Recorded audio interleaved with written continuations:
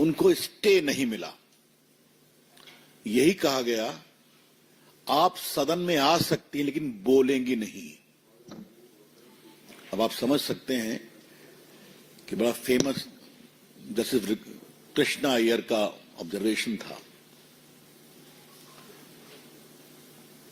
ये जब वाकया हुआ तब इंदिरा गांधी को बचाने की कोशिश हुई और उसी बचाने की कोशिश में इमरजेंसी का दुरुपयोग किया गया। तो पहली बात यह ध्यान रखिए कि विपक्ष का विरोध, देश को तोड़ने की बात, यह सब बिल्कुल बेबुनियाद है। इमरजेंसी सिर्फ और सिर्फ लगाई गई इंदिरा गांधी की कुर्सी बचाने के लिए। पूरे विपक्ष के लोग गिरफ्तार कर लिए गए, मैं उसकी चर्चा करूंगा। लेकिन आज मैं 50 साल पूरे हो रहे हैं, तो मैं आप लोगों को और आपके माध्यम से देश को बताना चाहूंगा कि सारे संवैधानिक जो संस्थान हैं उसको किस तरह से एब्यूज किया गया।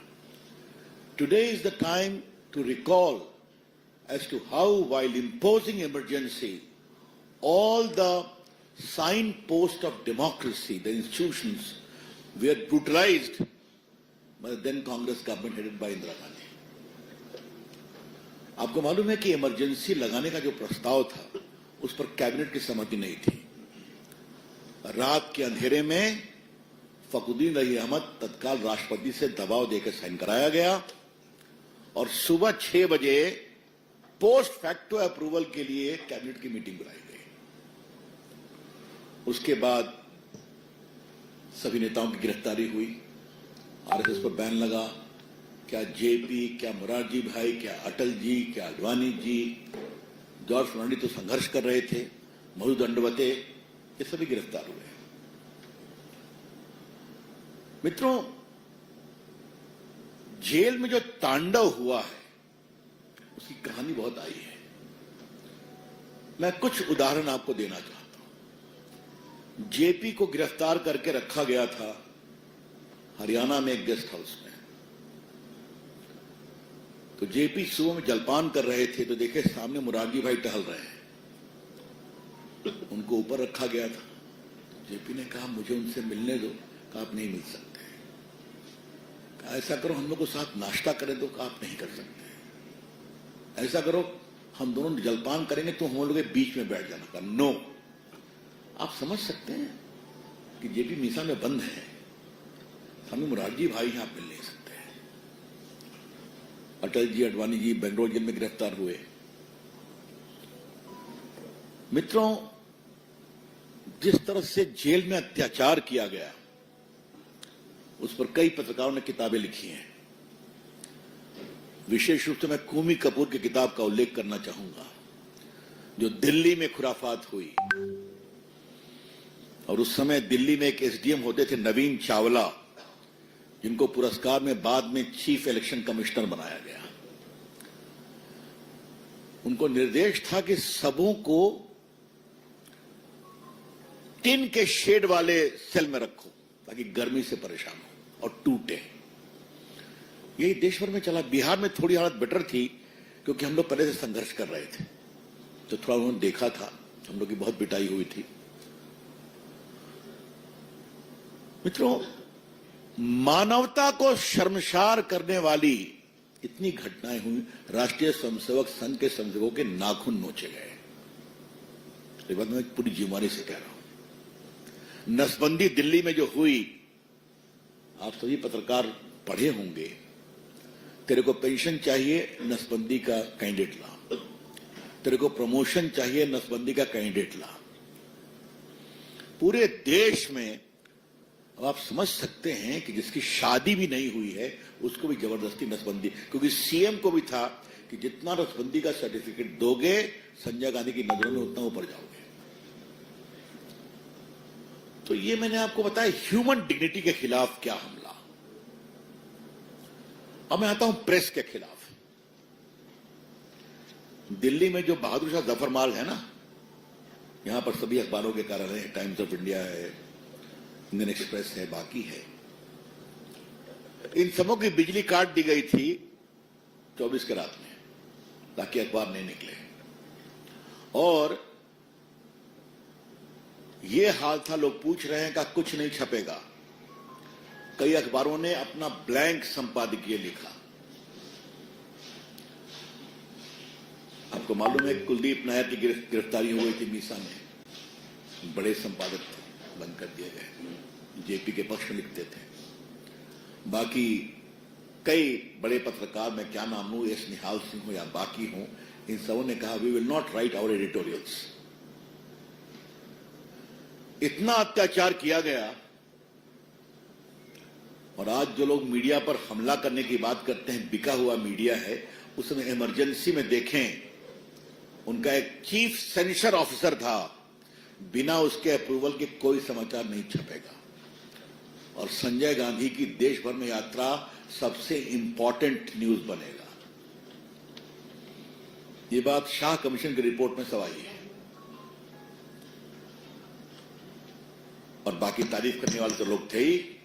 अडवाणी जी ने एक बहुत अच्छा सेंटेंस कहा था,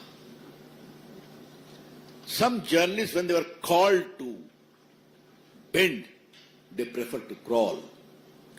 कुछ जर्नलिस्ट से जो झुकने को कहा गया तो वो दंडवत करने को तैयार थे। ये सच्चाई है। बहुत से वेल नोन नेम है, नाम क्या नहीं आपको मालूम है। कुछ न्यूज़पेपर्स थे, उसमें भी कई लोगों ने हिम्मत दिखाई।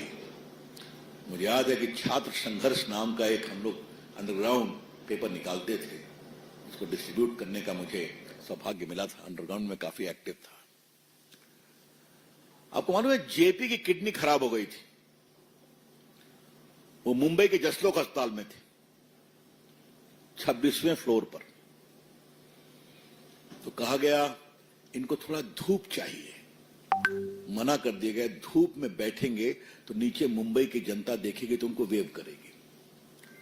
बाद में आज वो मर गए, सोली स्वराज जी, मैं उनका अभिनंदन करूंगा।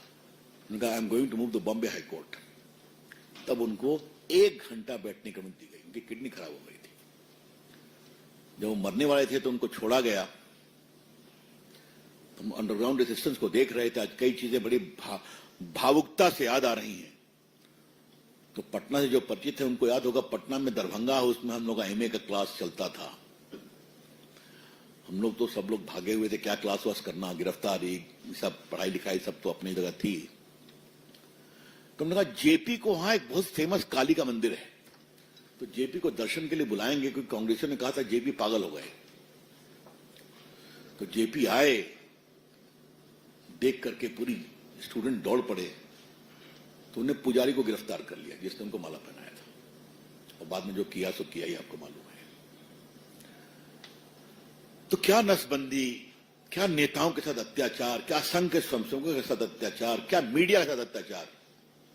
Panchajanya, motherland, organiser, Indian express, मैं नाम ले रहा हूं, they showed great fight of resistance. अब थोड़ा मैं पॉलिटिकल बातें करना चाहता हूं। आजकल इनके पुत्र लोग जो हैं उनको स्मरण दिलाना जरूरी है। लालू जी भी जेल में थे, मुलायम सिंह यादव भी जेल में थे, अखिलेश बाबू, हाँ। और डीएमके के मित्रों, आपको बताना जरूरी है कि आपकी करुणानिधि की सरकार को इंदिरा जी ने डिसमिस कर दिया था, हाँ। तो देख रहे हैं इंस्टीट्यूशंस में आया मीडिया, ह्यूमन डिग्निटी। अब मैं आता हूं पार्लियामेंट पर।